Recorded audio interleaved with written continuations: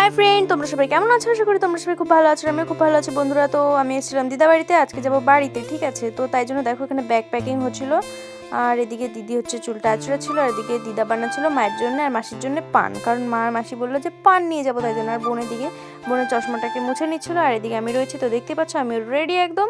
আর এদিকে এখন আমরা চলে যাবো, তাই জন্য সবাই দিদাকে দাদুকে একটু প্রণাম করে নিচ্ছিলাম। তারপরে এদিকে দেখো সবাই দাঁড়িয়ে রয়েছে, সবার মনটা খারাপ, কারণ এসছি আমরা অনেক দিন হয়ে গেছে আর যাচ্ছি। তো আসার সময় অনেকটাই ভালো লাগে, যাওয়ার সময় দিদা দাদুকে রেখেছে তো অনেকটাই কষ্ট লাগে। তো যাই হোক, তারপরে এদিকে দেখো এখন আমরা টোটোতে বসে পড়েছি, এখন আমরা টোটো করে যাচ্ছি স্টেশনের দিকে। আর এখানটায় কতটা পরিমাণে ঠান্ডা দেখো, জাস্ট চারিদিকে কুয়াশা আর কুয়াশা। এখন বাজে হচ্ছে কি 5টা, তো 5টার সময় দেখতে পাচ্ছ কিরকম পরিমাণে কুয়াশা হয়েছিল। তারপরে এদিকে দেখো আমার মাসির ব্যাগটা নিচে পড়ে গেছে, তো ভিডিওটা এডিট করতে গিয়ে আমার হাসি পেয়ে যাচ্ছে, কি বলবো, পুরো একদম মাটি ফাটি লেখা, একদম অবস্থা খারাপ। তো যাই হোক, তারপরে এদিকে চলে আসলাম আমরা হচ্ছে স্টেশন রানাঘাট। তো দেখতে পাচ্ছ দিদি এদিকে দুটো ট্রলি নিয়ে যাচ্ছিল, আর মা আর মাসি পাশে হেঁটে হেঁটে যাচ্ছে।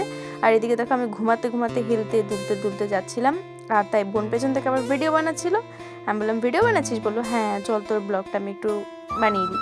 তারপরে এদিকে দেখো রানাঘাট, এটা হচ্ছে রানাঘাট স্টেশন। তো দেখতে পাচ্ছ স্টেশনে কতটা পরিমাণে কুয়াশা, আর ওইদিকে দেখতে পাচ্ছ ওই ওই প্ল্যাটফর্মটার দিকে, মানে 1 নাম্বার, তো যত সম্ভব ওটা, তো ওখানটা দেখতে পাচ্ছ কতটা পরিমাণে লোক ছিল। তারপরে এদিকে আমরা ট্রেনে উঠে গেছি, আর আমার মা আর মাসির কাণ্ডটা জাস্ট দেখো একবার। আমার মা আর মাসি আমার কানে দেওয়ার ওই কানপট্টিটা নিয়ে মানে কানটাকে চিপে চিপে দাঁড় করেছিল, তো সেটাই। আর বোন এদিকে খাচ্ছিল হচ্ছে সবুজ মটর, আর দিদি খাচ্ছিল হচ্ছে কি ডালমুট, ঠিক আছে। তারপর এদিকে দেখো, এদিকে আমি এখন বসে রয়েছি। তো এখন আমি ট্রেনের মধ্যে বসে রয়েছি গাইস, কি করবো, এতটা পরিমাণে ভিড় ছিল কিছু বলার ছিল না, ঠান্ডার মধ্যেও এতটা ভিড় ট্রেনের মধ্যে। তারপর এদিকে আমার শরীরটা একটু খারাপ করছিল, তাই জন্য দেখতে পাচ্ছ আমি একদম শুয়ে গেছিলাম।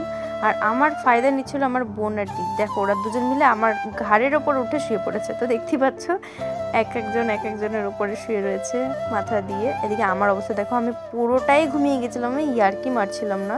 আর আমার মায়ের দিকে লুকিয়ে লুকিয়ে ভিডিও বানিয়ে নিয়েছে। এখন আমি ভিডিও এডিট করতে গিয়ে দেখি যে এই ভিডিওটা আমি পেলাম খুঁজেতে, ভাবলাম যে চলো তোমাদের সাথে শেয়ার করে দিই।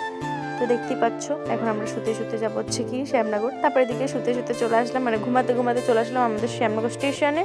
তো দেখতেই পাচ্ছ এদিকে দিদি আর মা দাঁড়িয়ে রয়েছে, আমি ভিডিও বানিয়ে নিচ্ছিলাম। আর দেখো আমাদের শ্যামনগর স্টেশনটায় এই ঠান্ডার মধ্যেও কতটা ভিড় গাইস, কি বলবো, আমার তো ঠান্ডার মধ্যে একদম বেরাতেই ইচ্ছা করে না, তো কি করার আছে। তো দেখতে পাচ্ছ এখন এই ট্রেনটা ক্রস করবে, দেন তারপরে যাব আমরা ওই পারে, মানে 1 নাম্বার স্টেশনের কাছে।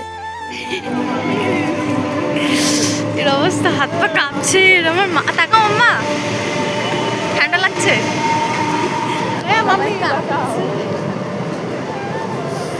बाबू बाबू तो क्यों चिल्ला रही है? बहुत ठंडी है, चलो। चला गया ट्रेन, अब हम लोग जाएंगे घर पे, ठीक है? बहुत दिन बाद आ गए हम हमारे शहर में श्यामनगर, ओके? तो चलो।